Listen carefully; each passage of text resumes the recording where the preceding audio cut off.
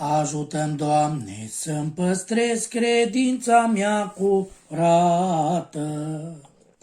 Ajută-mă să înainte să ajung la Tine odată. Prin bucurii și prin amară pe marea viforoasă, păstrează-mă în al Tău har să ajung cu bine acasă. Prin bucurii și prin amară pe marea viforoasă, păstrează-mă în al Tău har să ajung cu bine acasă. Ajută-mă să înaintez mereu pe-a Tale urme.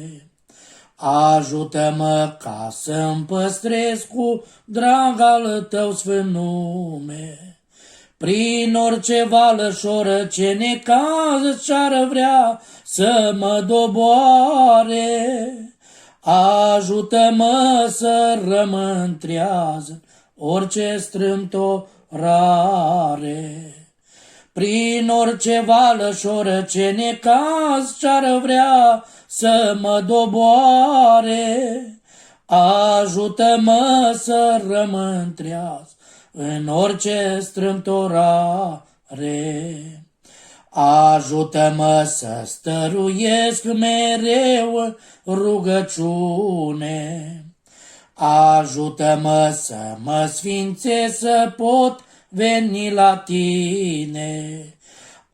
Ajută-mă să biruiesc în grea ispita vine. Ajută-mă să Te slăvesc, să rămân lângă Tine. Ajută-mă să biruiesc în grea ispita vine. Ajută-mă să Te slăvesc, să rămân lângă Tine. Ajută-mă ca să-mi păstrez credința până la capăt.